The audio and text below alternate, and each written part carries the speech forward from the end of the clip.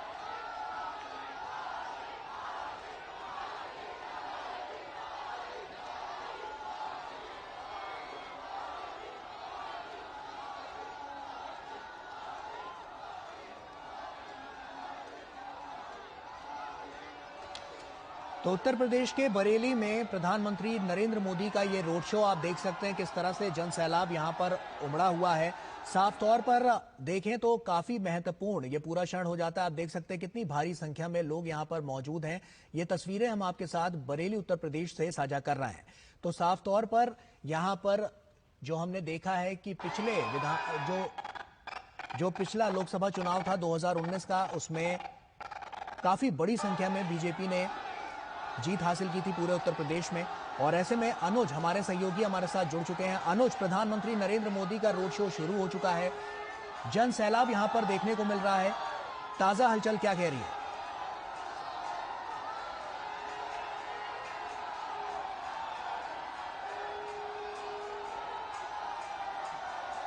तो ये तस्वीरें आप देख सकते हैं। आपको बता दें कि बरेली उत्तर प्रदेश में प्रधानमंत्री नरेंद्र मोदी का ये रोड शो, और आप देख सकते हैं किस तरह से यहाँ पर पूरा जन सैलाब यहाँ पर नजर आ रहा है। भारी संख्या में लोग यहाँ पर पहुंचे हुए हैं। प्रधानमंत्री नरेंद्र मोदी को अपने बीच पाकर लोग कितने उत्साहित हैं, ये साफ तौर पर ये माहौल इन तस्वीरों के जरिए आप देख सकते हैं। तो काफी बड़ी संख्या में लोग यहाँ पर पहुंचे हैं। 1 किलोमीटर से ज्यादा की यात्रा प्रधानमंत्री नरेंद्र मोदी के इस रोड शो के जरिए होने वाली है। और काफी महत्वपूर्ण ये इसलिए भी है क्योंकि जिस तरह से हम देख रहे हैं कि जो 24 का चुनाव तो है ही है, साथ ही साथ 2019 में भी जिस तरह से प्रचंड बहुमत यहां पर मिलता हुआ उत्तर प्रदेश में दिखा था, तो अब की बार भी जो 400 पार का नारा है उसको और ज्यादा प्रबल करने के लिए और ज्यादा सशक्त करने के लिए आगे की रणनीति जो है वो यहां से बनाती हुई भाजपा नजर आ रही है। तमाम रोड शो प्रधानमंत्री नरेंद्र मोदी ने किए हैं। ऐसे में बरेली की अगर हम बात करें तो बरेली में ये बहुत महत्वपूर्ण हो जाता है। और अनुज हमारे सहयोगी भी हमारे साथ जुड़े हुए हैं। अनुज, साफ तौर पर बरेली को लेकर हम देखें तो रोड शो में भारी जनसैलाब यहां पर देखने को मिल रहा है, बड़ी संख्या में लोग यहां पर पहुंचे हुए हैं, क्या ताजा जानकारी? ये रोड शो है तो यहाँ बरेली का राजेंद्र नगर इलाका है, हुआ है और प्रधानमंत्री नरेंद्र मोदी यहाँ पर कर रहे हैं। प्रधानमंत्री नरेंद्र मोदी उनके अभिभाषण को स्वीकार करते धीरे धीरे आगे बढ़ रहे हैं। और अब मुख्यमंत्री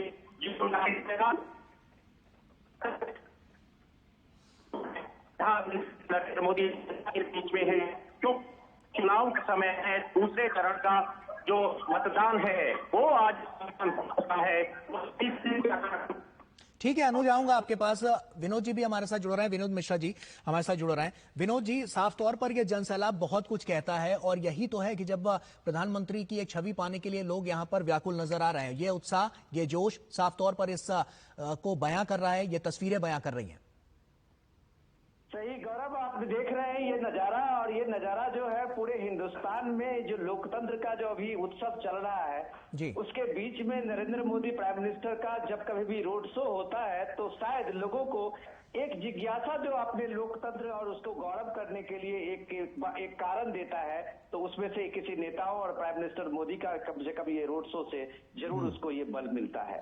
ये देखिए, ये भारत के लोकतंत्र को जब ये कहा जाता है कि दुनिया में भारत के लोकतंत्र और खास करके इलेक्शन को इतने करीब से लोग क्यों देखते हैं, तो उसके पीछे ये नजारा भी होता है जब लोगों के देखिए दोनों बगल लोग किस तरह से हाथ हिलाते हुए प्राइम मिनिस्टर मोदी और सीएम योगी आदित्यनाथ के जो अभी रोड शो में दोनों जा रहे हैं उनका अभिवादन करते हुए जो ये नजारा आप देख रहे हैं, दुनिया के शायद किसी देश में इस तरह का नजारा आपको नहीं लगा होगा। जी। शाम का वक्त है, अभी आप देखिए इतनी धूल से वहाँ आंधी और तूफान का ये अभी लोगों ने सामना किया हुआ धूप के बाद, उसके बाद जो है लोगों की ये भीड़ देखिए और लोकतंत्र में और अपने नेतृत्व को लेके जो आप उनका जो एक जोश है, तो आप ये मान सकते हैं कि नरेंद्र मोदी इस देश में एक राष्ट्रीय नेता के रूप में एक नेता तो सामने में है जिससे लोगों में एक भरोसा और एक उम्मीद जो दिखती है। तो यही भरोसा और उम्मीद जो जोग दर जोग लोगों को आप सड़क के दोनों किनारे हुए चलते हुए देखते हैं, तो ये लगता है कि इस देश की लोकतंत्र की जड़ें बहुत गहरी है। और जब प्राइम मिनिस्टर मोदी जब लोगों से हाथ अभिवादन करते हुए उनका अभिवादन लेते भी हुए देखते हैं, तो लगता है इस देश में एक नेतृत्व ने सचमुच में लोगों के बीच अपनी खासी जगह बनाई है। गौरव, बिल्कुल विनोद जी, साफ तौर पर हमने ये देखा, हमने 2014 के आंकड़े देखे, 2019 के आंकड़े देखे और अब की बार 2024 में भी इसका बहुत बड़ा इम्पैक्ट पड़ता हुआ भी नजर आएगा। तो ऐसे में अगर हम सियासी रणनीतियों को देखें तो अब की बार की रणनीतियां क्या कहती हैं और 2024 का जो नतीजे जो सामने आएंगे वो अब की बार में काफी महत्वपूर्ण हो जाएंगे, क्योंकि हम लगातार देख रहे हैं कि प्रधानमंत्री नरेंद्र मोदी की जो लोकप्रियता है वो बढ़ती जा रही है और उसकी बानगी लगातार हम देखने को मिल रही है। प्राइम मिनिस्टर मोदी जब एक जगह या एक शहर में रोड शो करते हैं तो उसका इम्पैक्ट दूर तक होता है जी, और वो दूर दूर तक उसके बाद से उन सब चीजों से लोग उससे आकर्षित होते हैं। ये रुहेलखंड का जो बरेली है, जिसके बारे में हम लोग ने झुमका बरेली वाला सुना होगा जी। लोग जो झुमका बरेली वाले की खासियत ये भी है कि लोगों में अपने नेतृत्व को लेके यहाँ गजब का उत्साह होता है। रुहेलखंड में और पूरे इलाके में कभी सपा बसपा का आप देखिए कि उस समय में उनका एक राजनीतिक गणित बहुत फिट बैठता था, लेकिन ये बीजेपी है और नरेंद्र मोदी के आने के बाद इस रुहेलखंड में बीजेपी आज की तारीख में पिछले 2019 के इलेक्शन को भी आप देखें तो 55% का वोट शेयर लेने वाला ये इलाका है। तो आप ये कह सकते हैं ये इस दिनों में बीजेपी का एक मजबूत गढ़ और मजबूत किला की तरह बन गया है। लेकिन उससे भी बड़ी बात है कि जब नरेंद्र मोदी जब अपने कार्यकर्ताओं को चार्ज करते हैं, अपने रैलियों में जाके और कार्यकर्ताओं से मिलते हैं, कार्यकर्ताओं से संवाद, ये क्या नजारा है। ये शाम के वक्त लोगों के हाथ में स्मार्टफोन मोबाइल से लोग एक एक तस्वीर पाने के लिए जिस तरह से लोग व्याकुल हैं और जिस तरह से हजारों हजार लोग अपने अपने मोबाइल को स्क्रीन ऑन करके पीएम मोदी को अभिवादन कर रहे हैं, शायद इस देश में किसी नेतृत्व को इससे पहले कभी नहीं मिला होगा। ये गौरव जो है प्राइम मिनिस्टर मोदी को, ये कम से कम उनको इस देश की वर्तमान राजनीति में एक अलग राजनीति का एक अलग राजनीतिक चेहरे के रूप में स्थापित करता है। ये जो ललक है लोगों में, ये जो उत्सुकता है लोगों में, ये कम से कम भारत के राजनीतिक इतिहास जब लिखे जाएंगे तो शायद नरेंद्र मोदी का वो नाम लिया जाएगा जिसने जनता के बीच में अपने संवाद से, अपने काम से, अपने व्यवहार से और अपने पौरुष कुशलता से जो पुरुषत्व दिखाया है पिछले 10 साल के शासन में, तो लोगों के दिलों में अपनी जगह बनाई है। जो आप इस भीड़ में देख रहे हैं, जिस तरह से हजारों लाखों लोग दोनों बगल खड़े हुए अपने अपने स्मार्टफोन, अपने मोबाइल फोन से एक एक पिक्चर, एक एक शॉर्ट्स को, एक एक वीडियो को बना लेने के लिए उत्सुक है। शायद इस देश में आज की तारीख में या दुनिया में आप कहें तो किसी नेता को शायद ये सम्मान का हक नहीं मिला है। बिल्कुल विनोद जी, डबल इंजन की सरकार है और साफ तौर पर प्रधानमंत्री नरेंद्र मोदी के बाद मुख्यमंत्री योगी आदित्यनाथ 2022 में भी हमने देखा, 2019 में हमने देखा कि 80 में से 73 सीटें और उसके बाद अब की बार जब हम 2022 में उसके बाद हमने देखा तो वहां पर भी तमाम कीर्तिमान रचते हुए भारतीय जनता पार्टी नजर आई। अब की बार की चुनाव को लेकर जमीनी हकीकत क्या कहती है, क्योंकि अब की चुनाव का जो अब की बार का जो नारा है 400 पार का, आपको क्या लगता है तमाम जो मुद्दे हैं वो अब की बार कितना इसमें प्रभावी नजर आएंगे? इंपॉर्टेंट चीज है, आपने बढ़िया सवाल पूछा है कि देखिए इस देश में आप एक मान के बैठे हुए हैं कि मोदी के एंटी इनकम्बेंसी लहर भी फैक्टर भी होगा जो उनके काम आ जाएगा या उनके झोले लोग एक तरह से उनके झोले में वोट कर देंगे, लेकिन ऐसा नहीं होता जी। आज ही जब मैं देख रहा था पवन खेरा, कांग्रेस के जो प्रवक्ता है, मीडिया सेल इंचार्ज है, वो ये कह रहे हैं कि नरेंद्र मोदी जब लोगों के बीच में जाते हैं और जब हमारी बात रखते हैं कि हम जो है ये मुस्लिम आरक्षण और मुस्लिम तुष्टीकरण की बात करते हैं, तो कहीं ना कहीं इसका फायदा हमें हो रहा है और ये जो हमारा स्लोगन है, जिसकी जितनी आबादी उतना हक, हम जब बात करते हैं और हमारी मैनिफेस्टो को बार बार नरेंद्र मोदी उसके लिए उस पर अपने व्याख्या देते हैं, तो इससे कांग्रेस को फायदा हो रहा है, क्योंकि हमारे पास पैसा नहीं है जो हम लोगों के बीच जाए। तो एक राष्ट्रीय पार्टी के प्रवक्ता ये बात मान रहे हैं कि उनके मैनिफेस्टो को लेके भी नरेंद्र मोदी अपने प्राइम मिनिस्टर मोदी ही जा रहे हैं। तो यह मान सकते हैं कि उनकी तैयारी कितनी है, जो अपनी बात अपने लोगों में, अपने वोटर्स में, अपने कार्यकर्ताओं में भी नहीं पहुंचा पाए हैं। लेकिन पीएम मोदी ने जब वो एजेंडा बना रहे थे, संविधान खतरे में है, लोकतंत्र खतरे में है, तो शायद इस भीड़ को देख के उन्हें एहसास होना चाहिए, क्या ये भीड़ उनके इस बातों से हंस नहीं रहा होगा। ये जो लोकतंत्र का उत्सव लोग मना रहे होंगे, ये उनका एजेंडा इस लोकतंत्र खतरे में और संविधान बचाओ में कहीं से फिट बैठता है। तो ये सारी चीजें हैं कि आप नैरेटिव बदल के, जो विकसित भारत संकल्प को के जो अभियान है प्राइम मिनिस्टर मोदी का, उसको आप बदलना चाहते हैं, डिस्कोर्स को बदलना चाहते हैं। तो नरेंद्र मोदी, प्राइम मिनिस्टर मोदी जब कभी अपने इलाके में कहीं भारत के किसी कोने में जाते हैं और जो जनता का जो उन्हें समर्थन मिलता है, वो उनके विकसित भारत संकल्प को एक मजबूती देता है, उन्हें एक विश्वास देता है कि नैरेटिव का कम से कम जमीन पे कोई प्रभाव पड़ने वाला नहीं है। सौरभ, बिल्कुल साफ तौर पर ये नजर आ रहा है, क्योंकि जैसा कि हम तस्वीरें दिखा रहे हैं दर्शकों को, जन सैलाब यहाँ पर नजर आ रहा है, भारी संख्या में लोग यहाँ पर नजर आ रहे हैं। साफ तौर पर ये रोड शो कई मायनों में बहुत खास होने वाला है। और विनोद जी, अगर हम देखें इसको, तो साफ तौर पर यहाँ पर जो तमाम हमने देखा, जो योजनाएं चलाई गई, जो परियोजनाएं चला गई, उससे 2019 में तो इम्पैक्टफुल रहा ही, लेकिन 2024 की दृष्टि से आप क्या मानते हैं, कौन सी ऐसी योजनाएं रही जो अब की बार बहुत बड़ा गेम चेंजर साबित हो सकती हैं? गौरव, देखिए, योजनाएं की आप गिनती गिनाने लगेंगे तो अभी आप देखिए कि प्रधानमंत्री मोदी का जो गरीब कल्याण योजना है, जिसके लेके 80 करोड़ के लोगों को मुफ्त राशन की बात 5 साल तक की गई है और लोगों को राशन उनके घर पे मिल रहा है, ये सब बातें तो है। लेकिन उसके साथ जो इम्पोर्टेंट चीज है वो डिस्कस करने वाली है कि थर्ड टर्म के लिए एक देश के प्राइम मिनिस्टर मोदी जब लोगों के बीच जाते हैं और उसके बाद इतना अपार जन समर्थन मिलता है, शायद दुनिया के किसी डेमोक्रेटिक कंट्री में जहां जहां भी लोकतंत्र है, जहां जहां भी लोगों का वोट का सिस्टम है, वहां कम से कम थर्ड टर्म के प्राइम मिनिस्टर का इतना जन समर्थन नहीं कहीं भी देखा होगा। तो ये विश्वास जो है वो प्राइम मिनिस्टर मोदी के उस काम को लेके है, उन योजनाओं को लेके है, जो लोगों ने इस बात का जो परिवर्तन देखा है, चाहे वो एक गरीब के घर में उनका घर का चूल्हा जलाने की बात हो, या घर की रोशनी कराने की बात हो, घर की शौचालय की कराने की बात हो, या प्रधानमंत्री आवास योजना की बात हो, या प्रधानमंत्री जन धन का जो स्कीम है उसकी बात हो, ये सारी योजनाएं, प्रधानमंत्री स्वास्थ्य योजना के लिए प्राइम मिनिस्टर मोदी का जो आयुष्मान कार्ड है, ये सारे इतनी चीजें हैं जो किसी भी बात को किसी नैरेटिव से आप उसको झुठला नहीं सकते हैं। इस देश में जब लोग वोट बैंक बनाने की बात करते हैं, वोट बैंक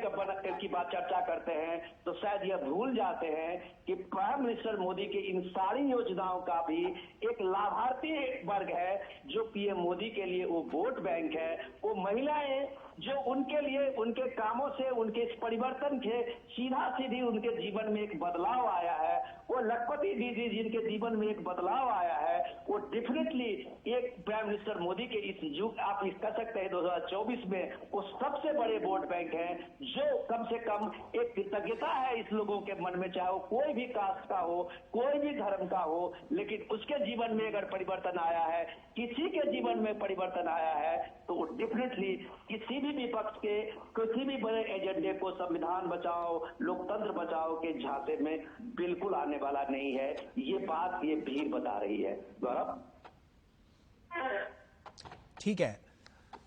विनोद जी, आप बने रहिए हमारे साथ। अनुज हमारे सहयोगी हमारे साथ लगातार जुड़े हुए हैं। अनुज, साफ तौर पर ये तस्वीरें बहुत कुछ कह रही हैं, और आपकी बार की अगर हम बात करें तो कार्यकर्ताओं में कितना जोश नजर आ रहा है, क्योंकि 400 पार का नारा तो दिया गया है, और साफ तौर पर ये भीड़ भी बहुत कुछ कह रही है। कार्यकर्ताओं में कितना जोश है? अपने जनप्रिय नेता प्रधानमंत्री नरेंद्र मोदी को देखने के लिए बरेली की जनता जो है सड़कों पर उमड़ पड़ी है, और आप तस्वीरों के माध्यम से देख पा रहे होंगे, हजारों की संख्या में फूलों से अपने प्रिय नेता प्रधानमंत्री का अभिवादन कर रही है। बरेली की जनता स्वागत कर रही है। और आप देख रहे हैं कि चारों तरफ, सड़कों के दोनों तरफ, छतों पर, घरों पर जो है लोग उनका अभिवादन कर रहे हैं। और आप देख रहे होंगे कि प्रधानमंत्री नरेंद्र मोदी का जो वीडियो है वो भी साथ के साथ प्रधानमंत्री का यहाँ की जनता बना रही है। और सबसे बड़ी बात गौरव यही है कि प्रधानमंत्री नरेंद्र मोदी के हाथ में कमल का फूल है, जो भारतीय जनता पार्टी का चुनाव चिन्ह है। तीसरे चरण का चुनाव होगा और तीसरे चरण के अंदर ज्यादा से ज्यादा सीटें प्रधानमंत्री नरेंद्र मोदी की कोशिश है कि वो भारतीय जनता पार्टी और एनडीए के खाते में जाए, क्योंकि हम जानते हैं 2019 के चुनाव की बात करें तो 2019 के चुनाव में 10 में से तीसरे चरण में 7 सीटें भारतीय जनता पार्टी ने जीती थी। और इस बार भी मकसद यही है कि न सिर्फ पिछले प्रदर्शन को दोहराया जाए, बल्कि 10 की 10 जो लोकसभा सीटें हैं उनको जीता जाए। आप तस्वीरों के माध्यम से देखिए, जो मुख्यमंत्री योगी आदित्यनाथ हैं उत्तर प्रदेश के, वो भी प्रधानमंत्री नरेंद्र मोदी के साथ इस रोड शो में हैं। भारी संख्या में जन सैलाब अपने प्रिय नेताओं को देखने के लिए यहाँ बरेली के जो सड़कों पर है यहाँ पर उमड़ पड़ा है। करीब 1.5 किलोमीटर का ये रोड शो है। और देखिए, प्रधानमंत्री नरेंद्र मोदी चाहते हैं अपनी गाड़ी को धीमे करते हुए धीरे धीरे आगे चल रहे हैं, ताकि लोगों की जो इच्छा है, जो लोगों की जिज्ञासा है अपने प्रिय नेता को करीब से देखने की, वो पूरी हो सके। प्रधानमंत्री नरेंद्र मोदी हाथ हिलाते हुए, जनता का अभिवादन लेते हुए, स्वीकार करते हुए लगातार आगे बढ़ रहे हैं। और हम जानते हैं कि पिछले 2 चरणों के अंदर जो मतदान हुआ है उसमें एक अच्छा जो है प्रतिशत जो है भारतीय जनता की पार्टी की तरफ जो है वो देखने को मिला है। और अभी क्योंकि 7 चरणों का चुनाव होगा उत्तर प्रदेश के अंदर भी, पूरे देश के अंदर भी चुनाव होगा, ऐसे में बाकी के जो चरण बचे हैं उसमें भी ज्यादा से ज्यादा सीटें जो हैं भारतीय जनता पार्टी और एनडीए के खाते में जाएं। दूसरी सबसे बड़ी बात है कि आखिर प्रधानमंत्री के रोड शो में गौरव हम देखते हैं कि जब भी वो देश के किसी इलाके के अंदर जाते हैं तो आखिर इतनी संख्या में जन सैलाब क्यों उमड़ता है। इसका सबसे बड़ा कारण है कि पिछले 10 वर्षों के दौरान प्रधानमंत्री नरेंद्र मोदी ने जो विकास के कार्य किए हैं, जो विकास की रफ्तार को तेजी से आगे बढ़ाया है, उससे आम जनजीवन में जो एक बदलाव आया है। प्रधानमंत्री नरेंद्र मोदी के लिए हर लोग इसी बात को बोलते हैं कि पिछले 10 वर्षों में जो कार्य हुए वो कई दशकों में नहीं हो पाए। मैं बरेली विधानसभा की बात करूं गौरव, तो ये काफी महत्वपूर्ण सीट है। बरेली लोकसभा के अंदर जो है हम देखें तो यहाँ ज्यादातर जो है संतोष गंगवार, जो यहाँ के जनप्रिय एक उम्मीदवार हमेशा रहे हैं, सांसद रहे हैं, वो 8 बार लोकसभा में पहुंच चुके हैं। उनके नाम एक रिकॉर्ड है, देश के अंदर 8 बार उन्होंने यहाँ की जनता का प्रतिनिधित्व किया है। लेकिन इस बार यहाँ पर भारतीय जनता पार्टी ने छत्रपाल सिंह गंगवार को टिकट दिया है और एक कांटे का मुकाबला इस सीट पर देखने को मिल रहा है, क्योंकि समाजवादी पार्टी और कांग्रेस की तरफ से जो यहाँ पे है एरन को जो है वो यहाँ पे टिकट दिया गया है, वो भी चुनावी मैदान में है। कांटे का चुनाव है और कांटे के चुनाव को इसी तरह के जो रोड शो हैं वो और ज्यादा जो है दिलचस्प बना देते हैं। सभी राजनीतिक दल चुनावी मैदान में हैं, लेकिन जिस तरीके से प्रधानमंत्री नरेंद्र मोदी के प्रति जनता का उत्साह देखने को मिलता है, प्रधानमंत्री नरेंद्र मोदी को देखने के लिए जिस तरीके से जनता सड़कों पर निकलती है, ये जो तस्वीरें हैं ऐतिहासिक तस्वीरें होती हैं। और जिस तरीके से भारतीय जनता पार्टी एनडीए को जिस तरीके से जनादेश पिछले 10 वर्षों के अंदर मिला है वो भी एक ऐतिहासिक है। और ये ऐतिहासिक तस्वीरें जो है इस समय आप टेलीविजन पर देख रहे हैं, बरेली के राजेंद्र नगर के बीचों बीच ये रोड शो आयोजित यहाँ पर भारतीय जनता पार्टी और एनडीए की तरफ से हो रहा है। साथ में मुख्यमंत्री योगी आदित्यनाथ भी मौजूद हैं। बिल्कुल अनुज, आपने लोगों से भी यहाँ पर बातचीत की होगी, क्या उनके मन में भाव है, क्योंकि प्रधानमंत्री पहली बार बरेली में रोड शो कर रहे हैं? देखिए, प्रधानमंत्री नरेंद्र मोदी, बिल्कुल आपने सही कहा, कई यहाँ पर जनसभाएं तो पिछले विधानसभा और लोकसभा चुनाव में कर चुके हैं, लेकिन रोड शो, और ये हम जब पिछले 2 दिन से यहाँ पर हैं, यहाँ के लोगों से बात कर रहे थे तो उन्होंने बिल्कुल यही सवाल किया जो आपने उठाया है गौरव। पहली बार अपने प्रधानमंत्री को इतने करीब से देखना, और वो संभव हो पाता है इस तरह के रोड शो के माध्यम से ही। और दूसरी सबसे बड़ी बात है, क्योंकि इसी बरेली जिले के अंदर एक दूसरी लोकसभा आती है, आंवला लोकसभा, वो जिला एक ही है लेकिन लोकसभा दूसरी है। कल प्रधानमंत्री नरेंद्र मोदी ने एक जनसभा, बड़ी जनसभा को वहां भी संबोधित किया। तो हम कह सकते हैं कि बरेली और आंवला की जनता के लिए एक बड़ी बात यह है कि प्रधानमंत्री नरेंद्र मोदी लगातार 2 दिन तक बरेली की जनता के बीच में है। और सबसे बड़ी बात यही है कि बरेली की जनता ने जिस तरीके से वोटों के माध्यम से भारतीय जनता पार्टी को लगातार जो है अच्छी जीत इस इलाके से दिलाई है, हर बार यहां से भारतीय जनता पार्टी के प्रतिनिधि को चुनकर जो है लोकसभा के अंदर भेजा है, यही एक सबसे बड़ा कारण है कि प्रधानमंत्री भी जनता के बीच में इस समय ज्यादा से ज्यादा यहाँ पर वक्त गुजारना चाहते हैं। कल एक बड़ी जनसभा आंवला में होने के बाद एक बड़ा रोड शो यहाँ पर आयोजित हो रहा है बरेली की शहर के बीचों बीच। तो कुल मिलाकर कह सकते हैं कि जिस तरीके का उत्साह इस समय यहाँ पर दिखाई दे रहा है बरेली की जनता के बीच में, इस बात को लेकर प्रधानमंत्री नरेंद्र मोदी लगातार अपना हाथ हिलाते हुए जनता का अभिवादन स्वीकार करते हुए आगे बढ़ रहे हैं। और हम बीच बीच में गौरव इस बात को भी देख रहे हैं कि प्रधानमंत्री नरेंद्र मोदी अपनी गाड़ी को कई बार बहुत धीमे कर लेते हैं, क्योंकि यहाँ छतों के ऊपर भी काफी संख्या में लोग खड़े हैं और प्रधानमंत्री कई बार ऊपर की तरफ जो है देखकर जनता का अभिवादन कर रहे हैं। तो कुल मिलाकर तीसरे चरण का चुनाव 7 मई को संपन्न होगा, लेकिन प्रधानमंत्री ज्यादा से ज्यादा जनता के बीच में जा रहे हैं। हम देख रहे हैं प्रधानमंत्री नरेंद्र मोदी एक दिन के अंदर 4 जनसभाएं कर रहे हैं, उसके बाद जब समय मिलता है तो रोड शो भी करते हैं। प्रधानमंत्री नरेंद्र मोदी जिस तरीके से मेहनत करते हैं, न सिर्फ पार्टी के लिए, न सिर्फ संगठन के लिए, देश के लिए जिस तरीके से मेहनत करते हैं, वो जनता के अभिवादन से इस बात के एक प्रमाण है कि जिस तरीके से 10 वर्षों के अंदर विकास के कार्य किए गए हैं प्रधानमंत्री नरेंद्र मोदी का, इसीलिए यहाँ की जनता सड़कों पर एक जन सैलाब यहाँ पर उमड़ पड़ा है। और प्रधानमंत्री नरेंद्र मोदी लगातार धीरे धीरे आगे बढ़ते हुए अब यहाँ से जो तस्वीरें आप देख रहे हैं, ये रास्ता अब जो है दूसरी तरफ मुड़ेगा और वहां भी भारी संख्या में लोग हैं। और दूसरी सबसे बड़ी बात हम गौरव आपको बताएं कि ये रोड शो सिर्फ 1.5 किलोमीटर का है, लेकिन 2 किलोमीटर के रोड शो में प्रधानमंत्री नरेंद्र मोदी की जो गाड़ी है वो बहुत धीमे धीमे आगे बढ़ पा रही है। और उसका कारण यही है कि भारी संख्या में जब सैलाब बरेली के शहर में, बरेली में यहाँ पर उमड़ है, इस समय प्रधानमंत्री नरेंद्र मोदी जो है यहाँ से छत्रपति शिवाजी चौक से यहाँ से आगे बढ़ रहे हैं। छत्रपति शिवाजी चौक की तस्वीरें अभी आप तस्वीरों में देख पाएंगे। और प्रधानमंत्री नरेंद्र मोदी अभिवादन स्वीकार करते हुए लगातार जनता के बीच में, और इस उम्मीद के साथ कि जिस तरीके का जोश यहाँ पर, जिस तरीके का फूलों से स्वागत, गुलाब और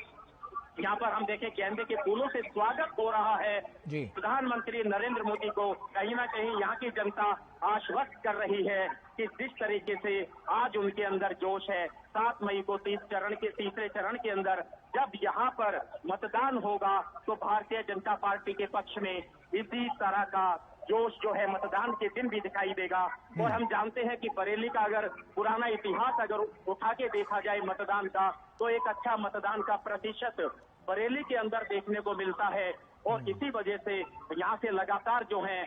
यहाँ से हम बात करें तो भारतीय जनता पार्टी के सांसद हमेशा यहाँ से जीतते रहे हैं। सबसे ज्यादा संतोष गंगवार ने यहाँ से जीत हासिल की। और आज यहाँ पर प्रधानमंत्री नरेंद्र मोदी के साथ मुख्यमंत्री योगी आदित्यनाथ के साथ जो बरेली से जो यहाँ से उम्मीदवार है भारतीय जनता पार्टी के छत्रपाल सिंह गंगवार, वो भी जो है प्रधानमंत्री नरेंद्र मोदी के साथ हैं। तो कुल मिलाकर हम कह सकते हैं कि जनता का ये अभिवादन जो मिल रहा है, जनता का जो प्यार अपने प्रिय नेता को मिल रहा है, प्रधानमंत्री नरेंद्र मोदी और भारतीय जनता पार्टी को पूरी उम्मीद है ये वोटों में भी तब्दील होगा, ये सीटों में भी तब्दील होगा और एक अच्छी जीत तीसरे चरण के अंदर बरेली की जनता बरेली लोकसभा के अंदर अपने उम्मीदवार को वोट देकर भेजेगी। बिल्कुल। अनुज, आप बने रहिए हमारे साथ। विनोद जी का रुख कर लेता हूं। विनोद जी, अनुज को हम सुन रहे थे और साफ तौर पर तस्वीरें बहुत कुछ बयां कर रही हैं, लेकिन हमने देखा है कि जब भी चुनाव होता है तो 5 साल का जो ट्रैक रिकॉर्ड होता है वो कहीं ना कहीं भारतीय जनता पार्टी के बड़े नेता, साफ तौर पर प्रधानमंत्री नरेंद्र मोदी, लेकर जनता के पास जाते हैं और वो रिपोर्ट कार्ड बहुत कुछ कहता है कि बीते 5 साल में हमने क्या कुछ किया है। और ऐसे में अब की बार 2019 के बाद से लेकर 2024 अब की बार भी वो रिपोर्ट कार्ड लेके लोगों के समक्ष पेश हुए और उन्होंने दिखाया भी और बताया भी कि हमने बीते 5 साल में क्या कुछ किया है। कितना बड़ा प्रभाव इससे जनता के दिलों तक पहुंचने में मिलता है और साफ तौर पर वोट परसेंटेज में आगे बढ़ने के लिए मिलता है। मैं आपके सवाल का जवाब दूं उससे पहले मैं जो ये नजारा देख रहा हूं, मैं इस नजारा देख के अभिभूत हूं। यहाँ जिस तरह से लोगों में उत्सुकता और उल्लास देखता हूं तो मुझे लगता है कि सचमुच में भारत का लोकतंत्र जो है वो दुनिया में ऐसा सुंदर और ऐसा खूबसूरत नजारा शायद दुनिया के किसी देश में नहीं होगा जी। आप ये देखिए कि किस तरह से नजारा, लोगों में क्या उत्सुकता है, क्या एक एक लोग जो वहाँ खड़े हैं और हर कोई चाहता है कि प्राइम मिनिस्टर मोदी के करीब कैसे वो दिखे। हर एक की जो ये कोशिश है अपने मोबाइल फोन से अपने सेल्फी लेने की कोशिश में वो एंगल बना रहा है, कटआउट्स को भी सामने में रखा हुआ है कि कम से कम मोदी का, प्राइम मिनिस्टर मोदी का वो एक नजारा उसके कम से कम उसके मोबाइल फोन में ये तस्वीर कम से कम वो भर के आए जी। ये जो उत्सुकता है ये भारत है। इस भारत को जो झुठलाने की कोशिश हो रही है, जो आप हमसे पूछ रहे थे कि ये देखिए कि ये सबसे इम्पोर्टेंट चीज है। जब आप देखते हैं कि लोग किस तरह से आपको रिस्पॉन्स करते हैं लोगों में, वो लोगों के बीच में, तो क्या इस देश के किसी नेता ने ये कोशिश की है कि इस देश के लोगों से लगातार संपर्क रखने का, लगातार उनसे संवाद करने का, ये लगातार संवाद करने और संपर्क का ये नतीजा जब है उसका रिजल्ट ये रोड शो होता है। कि ये आप रुहेलखंड की बात अभी अनुज कह रहे थे, तो रुहेलखंड की जो तस्वीर थी क्या ये 10 साल पहले ऐसी थी? तो बिल्कुल नहीं थी। ये रुहेलखंड प्राइम मिनिस्टर मोदी के उस मेहनत ने कैसे बदला है, इसका नजारा आप देखिए कि जब वो अनुज कह रहे थे कि 7 सीटें 2019 में जीते, तो आप ये देख लीजिए कितना चमत्कार था जब सपा बसपा का ये रुहेलखंड एक गढ़ हुआ करता था और दोनों अलायंस में थे 2019 में। यह हमें नहीं भूलना चाहिए कि सपा बसपा का दोनों का अलायंस था, उसके बावजूद 10 में से 7 सीटें बीजेपी ने जीती थी। और आज सपा के साथ कांग्रेस है, जो कांग्रेस कम से कम इन इलाकों में लगभग गायब सी हो गई है।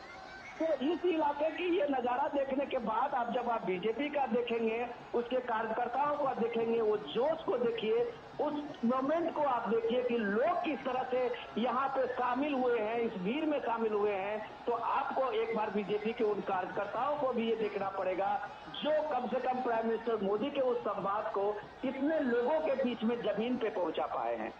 ये भी गौर करने की बात है कि 3 दिन के अंदर में आप देखिए कि राजनीति का कैसा डिस्कोर्स बदला है कि जब प्राइम मिनिस्टर मोदी ने बांसवाड़ा में ये बात कह के राहुल गांधी के इस अभियान को एक तरह से उन्होंने लोगों के सामने में लाया कि जो ये मैनिफेस्टो है वो कैसे एक मुस्लिम लीग की पूरी 100% छाप है, यह बात जब लोगों के सामने में रखी तो उसका भी एक रिएक्शन होता है। आज ही बांसवाड़ा में जहां प्राइम मिनिस्टर मोदी ने ये बात कही थी वहां चुनाव हुआ है और उसका आप देखिए कि कितना जबरदस्त वहां पोलिंग टर्नआउट बढ़ा है। तो ये इम्पैक्ट प्राइम मिनिस्टर मोदी का है, जब वो बताते हैं, जब वो बात करते हैं, संवाद करते हैं, तो उसका इम्पैक्ट भी होता है। और वो इम्पैक्ट आपको ये देख रहा होगा जब प्राइम मिनिस्टर मोदी कहते हैं कि ये 400 पार के लिए पूछ रहे हैं कि 400 पार क्यों, तो इसका जवाब वो देते हैं कि 400 पार इसलिए कि जो भारत का संविधान है जिसमें जो आरक्षण की व्यवस्था की गई है, जो गरीबों दलितों को, ओबीसी को जो कोटा मिला हुआ है, उसमें कोई बंदबाड़ी नहीं करे, इसके लिए 400 पार है। तो ये लगता है कि प्राइम मिनिस्टर मोदी का ये कई भी बातें लोगों के दिल में उतरा है। प्राइम मिनिस्टर मोदी जब बात करते हैं तो प्रूफ के साथ बात करते हैं, और वो जब डॉक्टर मनमोहन सिंह के उसमें बयान की बात करते हैं जिसमें उन्होंने कहा था कि ये संसाधन पर भारत के लोगों का, ये भारत के देश के संसाधन पर पहला हक किसी मुसलमान का है, तो वो बताते हैं कि पहला हक गरीब का है। तो जाहिर सी बात है कि ये गरीब को, और ये चीजों के लिए में राहुल गांधी जब कहते हैं कि हम इसका एक्सरे कराएंगे कि किसके पास कितना धन है और उसको बांटेंगे, तो शायद लोग किस तरह से रिएक्ट करते हैं इसका नजारा भी इस रोड शो में लोगों की भीड़ से है। तो ये चीज जो लोग कहते हैं कि हवा हवाई बात होती है, वो हवा हवाई बात नहीं होती है। जब प्राइम मिनिस्टर मोदी कुछ बात कहते हैं अपने ठोस तर्कों और ठोस प्रूफ के साथ कहते हैं, केस स्टडी के सामने में रख के कहते हैं, तो लोगों के दिलों में बात उतरती है। जो ये भीड़ आपको बता रही है कि ये नजारा जो है वो भी लोगों के मन में है कि ये उनके साथ में एक छल हो रहा है, और जो उनको बताया जा रहा है वो फेक नैरेटिव है। और इस फेक नैरेटिव को झुठलाने के लिए भी शायद आज बरेली में चारों बगल इस तरह से लोग जुटे हुए हैं, जो इस बात का तस्दीक करता है कि ये प्राइम मिनिस्टर मोदी जो कह रहे हैं उसमें कहीं ना कहीं विपक्ष के लोग लोगों को गुमराह कर रहे हैं। गौरव जी, विनोद जी, अनुज आपका रुख करूंगा। अनुज, साफ तौर पर शंखनाद तो चुनाव का हो ही चुका है, लेकिन एक शंखनाद यहां से भी नजर आ रहा है क्योंकि पहली बार प्रधानमंत्री नरेंद्र मोदी यहां पर रोड शो करते हुए नजर आ रहे हैं बरेली में। ऐसे में जो अब की बार के फर्स्ट टाइम वोटर्स हैं और जो युवा मतदाता हैं, उनके बीच कितना उत्साह नजर आ रहा है? अनुज,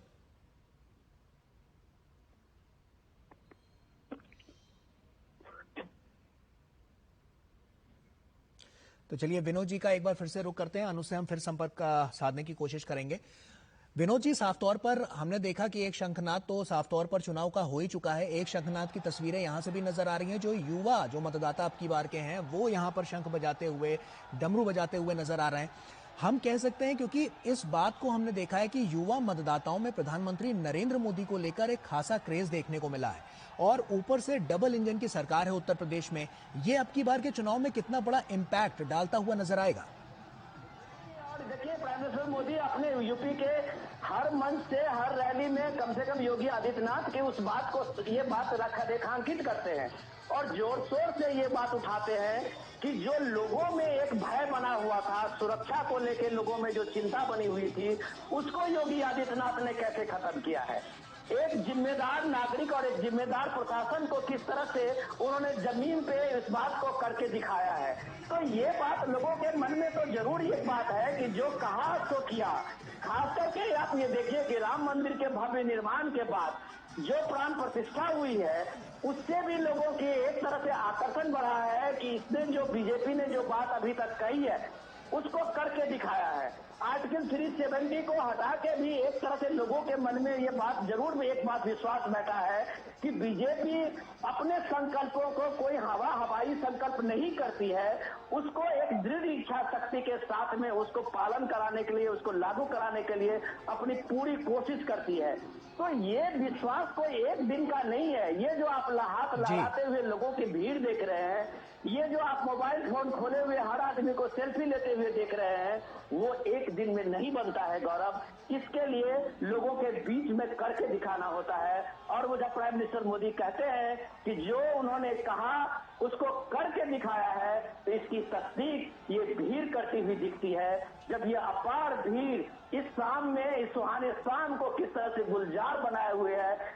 झुमका बरेली वाले को, तो आप ये देख सकते हैं कि बरेली वाले का जो दिल है आज जरूर अपने साथ में प्राइम मिनिस्टर मोदी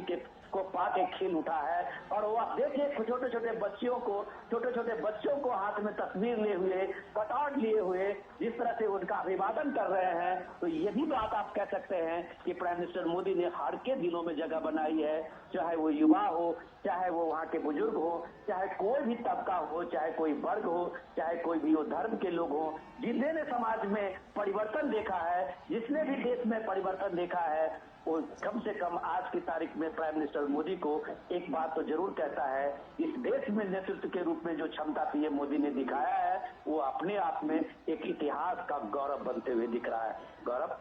विनोद जी, ये तो साफ तौर पर नजर आया, लेकिन हम युवाओं की जब बात करते हैं, महिलाओं की बात करते हैं, गरीबों की बात करते हैं, उनको सशक्त करने के लिए लगातार तमाम तरह की कवायदें भी चलाई गई हैं। ऐसे में बरेली की बात करें और साफ तौर पर पश्चिमी यूपी की बात करें या समूचे यूपी की बात करें, तो उत्तर प्रदेश को उत्तम प्रदेश बनाने की जो कवायद थी वो तेज गति से जारी थी और ये डबल इंजन की सरकार में साफ तौर पर नजर आया। ऐसे में अब की बार के चुनाव में क्या मुद्दे ऐसे हैं जो अब की बार सबसे ज्यादा प्रभाव डालते हुए नजर आएंगे, आपको क्या लगता है? देखिए गौरव, ये एकदम जमीनी सच्चाई को हम लोग इस बात को देखिए, हमारे सारे रिपोर्टर सभी डीडी न्यूज के फील्ड में हैं और जब वो लोग बताते हैं कि देखिए लोगों का इम्पैक्ट, सबसे बड़ी चीज क्या होती है जब वो खुद का महसूस करता है कि उसके जीवन में क्या क्या बदलाव हुए हैं। तो उसके जीवन में अगर आप बदलाव को देखिए कि एक स्वच्छ भारत अभियान ने इस बरेली शहर को जो आप भव्यता देखते हैं, उसकी दिव्यता देखते हैं, शायद आपने कभी इस शहर को 10 साल पहले इस तरह का नजारा आपने देखा होगा। तो कोई भी शहर की जो झांकी बदलती है, सूरत बदलती है, वो डेफिनेटली उस देश, उस जगह के जो प्रशासन है, उस देश जगह के जो चीफ सीएम है, उनके पीछे भी एक उनका एक निष्ठा और उनका जो एक विश्वास होता है वो भी है। तो डबल इंजन की जब बात कर रहे थे तो यही उत्तर प्रदेश है जो एक बीमारू स्टेट के श्रेणी में था। आज अगर यूपी बीमारू स्टेट से बाहर निकल के सबसे बड़ा इन्वेस्टर सेंटर बना हुआ है, यूपी में इन्वेस्ट हो रहा है, यूपी में लोग आ रहे हैं, अपनी इंडस्ट्री लगा रहे हैं, यूपी में बड़े बड़े जो आप कारोबारी हैं, बिजनेसमैन है, वो कई बिजनेस सबमिट किया है और वो अगर यूपी में, यूपी की सुरक्षा व्यवस्था, यूपी के इंफ्रास्ट्रक्चर, यूपी में जो कामगार का स्किल है, उससे प्रभावित होकर अगर यूपी आ रहे हैं तो उसके सामने में सिर्फ एक प्राइम मिनिस्टर मोदी और योगी ही दिखता है जो उसको भरोसा देता है कि उसका इन्वेस्टमेंट यहाँ सुरक्षित है। और जब कारोबारी ये बात समझता है, उद्योगपति समझता है कि उसका इन्वेस्टमेंट सुरक्षित है, तो वो वहां जाता है। आज आप पश्चिम बंगाल की हालत देख लीजिए और आज आप उत्तर प्रदेश की हालत देख लीजिए, आपको जमीन आसमान का अंतर समझेगा कि एक पूरे कारोबार के रूप में भारत में जाने जाने वाला पश्चिम बंगाल किस तरह से वहां उद्योग और उद्योगपति उखड़ गए और एक यूपी जो एक बीमारू स्टेट के होने के बाद कैसे एक उभर के भारत के मानचित्र पर एक उद्योग के रूप में, एक उद्योग कारोबार के रूप में, एक इंडस्ट्री के एक्टिविटीज के रूप में, बड़े बड़े कॉरिडोर के रूप में आज अगर यूपी स्थापित हुआ है तो इसके पीछे राजनीतिक इच्छा शक्ति ही है। बिल्कुल, और यही सब वजह तो है जिसकी वजह से ये तीसरे नंबर की अर्थव्यवस्था बन गया उत्तर प्रदेश। डेफिनेटली ये बात आपने बिल्कुल रिमार्केबल कहा कि दूसरे नंबर की अर्थव्यवस्था अगर यूपी बनी है तो उसके पीछे आप डबल इंजन सरकार को एक बड़ा क्रेडिट दे सकते हैं कि एक राजनीतिक इच्छा शक्ति से ये चीज संभव हुआ है। उसमें लोगों की भी भागीदारी है, जब लोग इस बात को जानते हैं कि ये आप कम से कम यूपी इस मामले में तैयार है, जहां इन्वेस्ट किया जा सकता है, जहां इस बात को लेके कि वहां के जो कामगार हैं जिनको एक संतुष्टि है, तो जाहिर सी बात है कि यूपी नंबर 1, नंबर 2 क्या यूपी अभी आने वाले टाइम में आप देखिएगा कि यूपी भारत का सबसे बेस्ट इन्वेस्टर प्लेस बनने के सामने में तैयार होगा, जहां 24 घंटे बिजली, कनेक्टिविटी के मामले में हर शहर कनेक्ट है, पूरब से पश्चिम, उत्तर से दक्षिण तक यूपी इंफ्रास्ट्रक्चर में पूरे भारत में अभी अव्वल नंबर 1 है। तो आप कह सकते हैं कि डबल इंजन सरकार और मोदी के जो कुशल नेतृत्व है, जिसमें इंफ्रास्ट्रक्चर को लेके इस देश में जो कितना बड़ा परिवर्तन लाया है, उसका जीता जागता उदाहरण भी यूपी है। और खास करके बरेली के इसका इलाके को आप देखिए तो ये भीड़ जो आपको दिख रही है रोड शो में, वो ये सारे जमीनी सच्चाई को बताते हुए ये लोग आते हैं जो उनके कामों को एक तरह से सराहना करते हुए भीड़ सामने में दिखती है और प्राइम मिनिस्टर मोदी का अभिवादन करते हुए दिख रही है। बिल्कुल विनोद जी, मुझे लगता है कि साफ तौर पर यहाँ पर तमाम तो योजनाएं सरकार द्वारा चलाई गई, लेकिन उत्तर प्रदेश सरकार ने भी तमाम यहाँ पर कीर्तिमान गढ़े हैं, जैसे कि एक 1 डिस्ट्रिक्ट 1 प्रोडक्ट जिसकी हम बात करते हैं, एक जिला एक उत्पाद, उसने सिर्फ राष्ट्रीय स्तर पर ही नहीं बल्कि वैश्विक स्तर पर भी अपनी छाप छोड़ी है।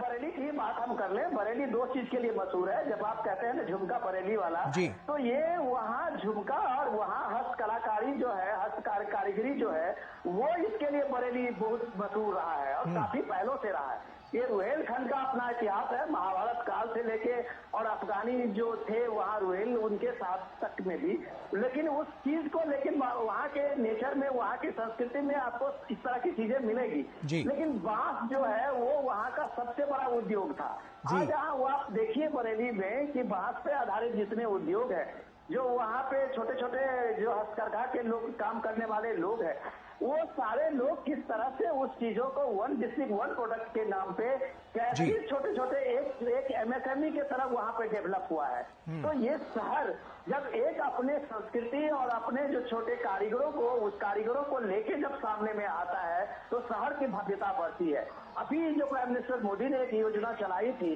उस योजना में देखिए कि जो भी कारीगर थे, जो छोटे छोटे पारंपरिक कारीगर थे, उन कारीगरों को एक तरह से हौसला दिया गया सरकारी योजनाओं के कारण। और उसके कारण आप देखिए कि ये सारे कारीगर जो किसी भी परंपरागत रूप से अपनी व्यवस्था में, पारिवारिक रूप से अपने का परंपरा में से कट से जा रहे थे, वो दोबारा अपने अपने काम में लौटे हैं। और वो विश्वकर्मा योजना में भूल गया था उसका नाम है, और वो विश्वकर्मा योजना ने इस शहर की एक तरह से रौनक बढ़ा दी है कि वो पुराने कारीगर, पुराने दस्तकार इस विश्वकर्मा योजना में उनको एक सबल आर्थिक बल मिला है और वो फिर से अपने काम में लौटे हैं। तो ये शहर की एक झांकी जो आप देख रहे हैं, चाहे वो बांस का उद्योग हो, चाहे वो झुमका बनाने वाला उद्योग हो, चाहे दूसरे कारीगरी का उद्योग हो, सारे उद्योग अगर निखर के आए हैं तो उसमें कहीं न कहीं एक विजन होता है जो वन डिस्ट्रिक्ट वन प्रोडक्ट में भी आप उसको रेखांकित करते हुए देख सकते हैं। गौरव, बिल्कुल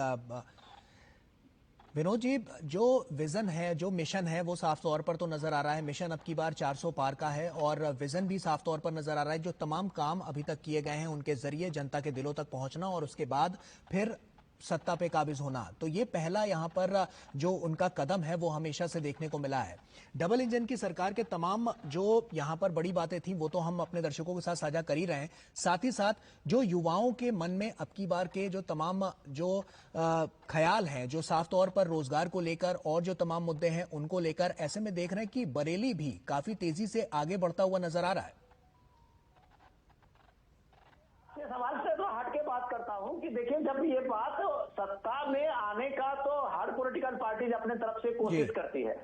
लेकिन सत्ता में आए कैसे, उसके लिए ये बात जब वो नैरेटिव्स पे लेके आते हैं, फेक नैरेटिव्स के साथ डिस्कोर्स बनाने की बात करते हैं, जिसको पीएम मोदी इकोसिस्टम कहते हैं, वो चीजें जब आप देखते हैं तब उसको जमीन पे आप ये सब उसको कंपैरिजन करेंगे तो ये हमें इस बात को थोड़ी सी इस पे बात करनी चाहिए कि पिछले फर्स्ट फेज से लेके जब से चुनाव शुरू हुआ है और सेकंड फेज के आज के खत्मी तक में आप ये देखिए, प्राइम मिनिस्टर मोदी ने देश के अलग अलग हिस्से में 34 बड़ी रैलियां की है और उसके अलावा इतने दर्जनों रोड शो किया है लोगों के बीच में पहुंचने के लिए, लोगों के बीच में अपने रिपोर्ट कार्ड को रखने के लिए, लोगों के बीच में उनका अभिवादन और उनसे उनको थैंक्स बताने के लिए। ये सारे जब आप ये देखते हैं मोबाइल फोन पे ये तस्वीर उतारते हुए लोगों को, तो आपको लग रहा होगा कि प्राइम मिनिस्टर मोदी जब कहते हैं कि वो कभी भी घबराते नहीं है, न कभी डरते हैं इन आलोचनाओं से, वो जनता के बीच में जो काम कर रहे हैं और अगर जनता ने उसकी स्वीकृति दी है, लोगों ने उसको इस चीज को एक्सेप्ट किया है, तो फिर उनको कम से कम राहुल गांधी के इन बचकने बयानों से और इस तरह की टिप्पणियों से शायद पीएम मोदी पे कोई फर्क नहीं पड़ता है। ये बात जब वो लोगों के बताते हैं तो शायद जनता भी उसको इस तरह से रिपोर्ट करती है और जनता जब ये अभिवादन के लिए सामने में आती है तो शायद किसी नेतृत्व को लगता है कि जो बात वो कहते रहे हैं उसको जनता ने कहीं से एक्नॉलेज किया है। तो ये भी रुहेलखंड की, क्या आप कह सकते हैं कि बरेली में खास करके जो आज की जो शाम है, उस शाम में जो लोगों की ललक और जो उत्सुकता दिखाता है, इसका प्रभाव पूरे रुहेलखंड में पड़ने वाला है। और ये जो पड़ने वाला प्रभाव है, ये बात अभी तक के जो फेक नैरेटिव है कि आप घर में बैठ के और सोशल मीडिया कैंपेन चला के अगर आप प्राइम मिनिस्टर मोदी को आप दूसरे नैरेटिव में फंसाना चाहते हैं तो ये भीड़ आपको फंसाने नहीं देगी, क्योंकि ये भीड़ बताती है कि ये विकसित भारत के संकल्प के साथ प्राइम मिनिस्टर मोदी के साथ वो है, इसमें कोई भी डिस्कोर्स को मानने वाले नहीं है। गौरव, बिल्कुल विनोद जी, साफ तौर पर ये नजर आ रहा है क्योंकि आज जो तस्वीरें कैमरे में इन युवाओं के, इन लोगों के जो कैमरे में ये जो तस्वीरें वो कैद कर रहे हैं, ये तस्वीरें, ये लम्हा ताउम्र उन्हें याद रहेगा, क्योंकि ये रोड शो नहीं, इसको साफ तौर पर एक भव्य समारोह के रूप में ये मनाते हुए नजर आ रहे हैं। बिल्कुल आप सही कह रहे हैं।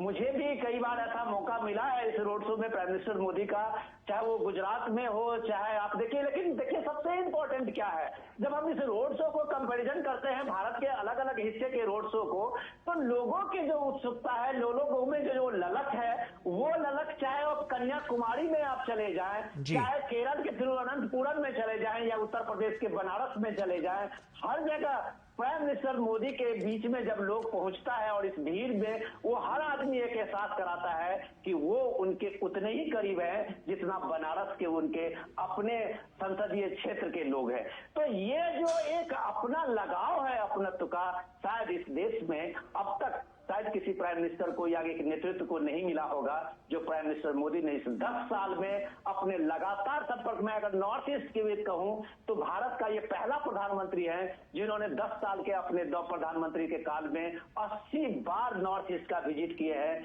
जो भारत से लगभग एक कटा हुआ वो 9 स्टेट बना हुआ था, आज भारत के मुख्य धारा से जुड़ा हुआ है, चाहे वो ट्रेन से हो, चाहे वो वायु से हो, हर सड़क संपर्क से हो। तो अगर नॉर्थ ईस्ट ये पाता है कि वो दिल्ली के करीब है, तो ये दिल्ली से जोड़ने वाला जो प्राइम मिनिस्टर मोदी है, तो हर एक बच्चा, हर एक जवान, हर एक